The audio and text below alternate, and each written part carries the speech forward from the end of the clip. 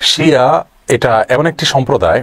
শিয়াদের পরিচয় জানার আগে শিয়া শব্দের অর্থ আমাদের জেনে নেওয়া দরকার। শিয়া শব্দটি বলতে মূলত দল, উপদল বা অনুসারীদের কোন গোষ্ঠী এটা বোঝানো হয়। শিয়া বলতে বোঝানো হয় শিয়াতু আলিয়িন বা আলী রাদিয়াল্লাহু তাআলা আনহুর অনুসারী গোষ্ঠী, এদেরকে শিয়া বলা হয়। বা আলে বাইত রাসূল করিম সাল্লাল্লাহু আলাইহি সাল্লামের পরিবার কেন্দ্রিক যাদের ভক্তি বিশ্বাস এগুলো গড়ে উঠেছে তাদেরকে সাধারণত শিয়া বলা হয়। শিয়াদের উৎপত্তি এটা সাহাবায়ে কেরাম রিদওয়ানুল্লাহি তাআলা আজমাইন তাদের যুগ থেকেই বলতে পারি। এবং শিয়াদের উৎপত্তির পেছনে যে লোকটি ছিল তার নাম হলো আব্দুল্লাহ ইবনে সাবা। ইহুদি ছিল, পরবর্তীতে এসে মুসলিমদের বেশ ধারণ করে মুসলিমদের ক্ষতি সাধন করার জন্যই মূলত এই গ্রুপটি তারা আবিষ্কার করে। শিয়াদের সম্পর্কে আমাদের দেশের সাধারণ মুসলমানদের মধ্যে ধারণা খুবই কম।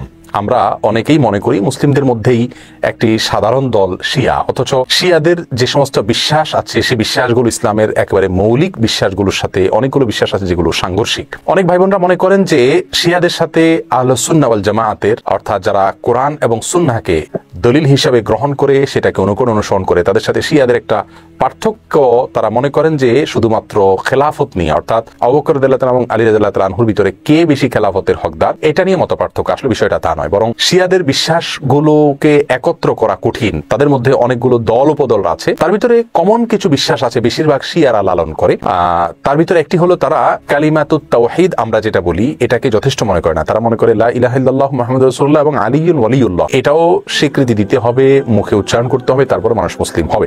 তাদের মধ্যে কোন কোন গ্রুপ আছে যারা কোরআনে কারীমের 30 পারার যে কোরআন এটার ব্যাপারে তারা সন্দেহ পোষণ করে এবং তারা কোরআনের বিকৃতিতে বিশ্বাস করে বা বিকৃতি করে, এটাকে তারা সঠিক মনে করে বিকৃতি করে থাকে। তাদের মধ্যে বড় অংশ বা সবচেয়ে বেশি অংশ বলা যেতে পারে, প্রায় সবাই বলা যেতে পারে তারা সাহাবীদেরকে সবাইকে, কয়েকজন বাদে আলী রাদিয়াল্লাহু তাআলা আনহু, আব্বাস রাদিয়াল্লাহু তাআলা আনহু সহ কয়েকজন বাদে হাসান হোসেন, ফাতেমা রাদিয়াল্লাহু তাআলা আনহুম সহ আহলে বাইত যারা তারা ছাড়া বাকিদেরকে তারা কাফের মনে করে এবং সাহাবীদেরকে গালমন্দ করাটা এটাকে তারা সওয়াবের কাজ মনে করে, ইবাদত মনে করে। আয়েশা রাদিয়াল্লাহু তাআলা আনহা রাসূল আকরাম সাল্লাল্লাহু আলাইহি ওয়াসাল্লামের সহধর্মিনী, তার চরিত্র নিয়ে তারা সন্দেহ করে, যার চরিত্রের বিষয়ে কোরআনে কারীমে সূরা নূরে আল্লাহ সুবহানাহু ওয়া তাআলা পরিষ্কারভাবে ঘোষণা দিয়েছে। যাই হোক, এ হলো মোটামুটি শিয়াদের কয়েকটা জঘন্য বিশ্বাসের আলোচনা। এবারে আসি শিয়াদের একটা বিশেষ দল, তাদেরকে ইসনা আশারিয়া বলা হয়। মূলত ইসনা আশার শব্দের অর্থ হলো 12।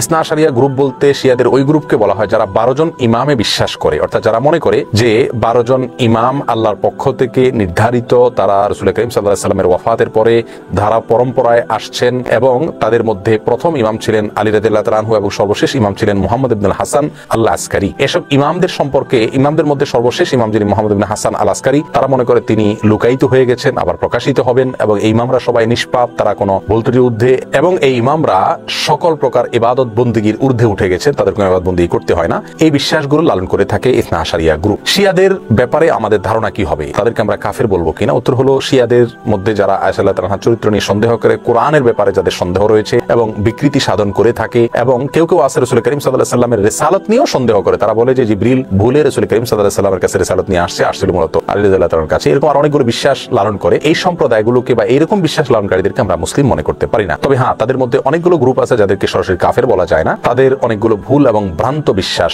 রয়েছে। এদের মধ্যে সবচাইতে সাধারণ যেটা বিশ্বাসের দিক থেকে সবচাইতে তুলনামূলকভাবে কম জঘন্য বলা যেতে পারে সেটা হলো আবু বকর রাদিয়াল্লাহু তাআলা চাইতে আলী রাদিয়াল্লাহু তাআলাকে খেলাফতের জন্য অধিক হকদার মনে করা। শিয়াদের অনেকগুলো ভ্রান্ত বিশ্বাস নিয়ে বিস্তারিত এবং বিশদ আলোচনা করা দরকার, তা না হলে তাদের বিষয়ে আমাদের ধারণা পরিষ্কার হবে না। একজন মুসলিম হিসাবে আমাদেরকে সঠিক ধারণা যেমন রাখতে হবে, তেমনি ভাবে ইসলামের বিষয়ে কারা কি ভুল ধারণা লালন করে সেগুলো আমাদের জানতে হবে। কোরআন নিয়ে যারা সন্দেহ করে, সাহাবীদেরকে যারা গালমন্দ করে, সাহাবীদেরকে যারা কাফের মনে করে এবং রাসূল করিম সাল্লাল্লাহু আলাইহি ওয়াসাল্লামের সহধর্মিনীর চরিত্র নিয়ে যারা সন্দেহ করে, কোরআনের বিকৃতি যারা সাধন করে, এদের ব্যাপারে আমাদের ধারণা কি হওয়া উচিত সেটা আমার মনে হয় যে কোনো সাধারণ দর্শক শ্রোতাই আমরা সহজেই সিদ্ধান্ত নিতে পারবো। আল্লাহ তাআলা আমাদের সকলকে সঠিকটা বুঝার তৌফিক দান করুন।